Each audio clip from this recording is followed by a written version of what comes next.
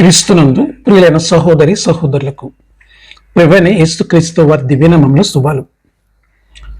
నూతన జీవిత అనుదిన దైవ ధ్యానములో నమ్మకం వల్ల కలిగే ఉత్తమమైన ప్రయోజనము.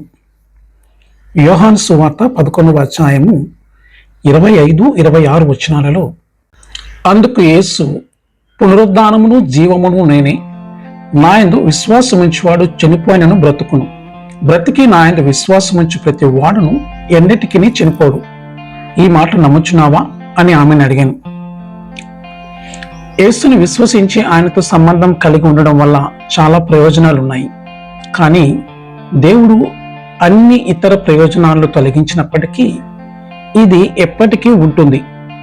మరియు ఇది చాలా పెద్ద విషయం. మీరు యేసుక్రీస్తుని విశ్వసించినప్పుడు మీకు నిత్య జీవము హామీ ఇవ్వబడుతుంది.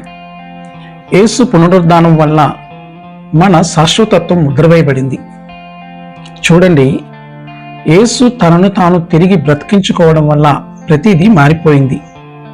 ఇది అక్షరాల చరిత్రను క్రీస్తు శకము మరియు క్రీస్తు పూర్వముగా విభజించబడింది. ఇది ఇప్పటి వరకు జరిగిన అతి ముఖ్యమైన సంఘటన మరియు ఇది 3 విషయాలను రుజువు చేస్తుంది. మొదట, యేసు తాను ఎవరో అని చెప్పుకున్నాడో అదే వ్యక్తి అని ఇది రుజువు చేసింది. ఆయన మన పాపాల కోసం చనిపోవడానికి వచ్చిన దేవుని కుమారుడని పదే పదే చెప్పాడు మరియు అతను అలాగే చేశాడు. రెండవది, యేసు పునరుద్ధానము చరిత్రలో అత్యంత చక్కగా నమోదు చేయబడిన సంఘటనలలో ఒకటి. ఇది ఏ న్యాయస్థానంలోనైనా నిలుస్తుంది. నిజానికి ఇది శతాబ్దాలుగా చాలా సార్లు రుజువు చేయబడింది, నిలబడింది. యేసు తన వాగ్దానాలను నిలబెట్టుకున్నాడని కూడా పునరుద్ధానము నిరూపిస్తుంది.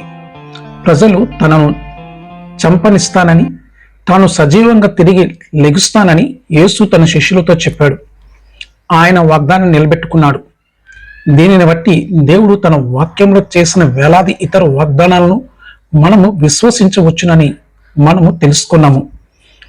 పునరుద్ధానము నిరూపించే 3వ విషయము ఏమిటంటే, మరణము తర్వాత జీవితం ఉంది. యేసుక్రీస్తు పునరుద్ధానం చేయబడకపోతే మీ భవిష్యత్తుపై ఎటువంటి ఆశ ఉండేది కాదు. ఈ భూమిపై జీవితం అంతా అంతే, మరియు దానిపై మన ఆశను ఉంచడము అంత విలువైనది కాదు. నేనే మృతులను లేపి వారికి తిరిగి జీవం పోసేవాడిని. నన్ను నమ్మే ప్రతి ఒక్కరూ ఇతరుల మాదిరిగానే చనిపోయినా మళ్ళీ బ్రతుకుతారు.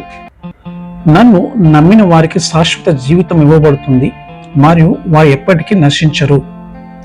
ఇలాంటి వాగ్దానాన్ని మీరు ఇంకెక్కడైనా పొందగలరా? ఎక్కడ పొందలేరు. దాన్ని ఇంకెవరైనా ఇవ్వగలరా?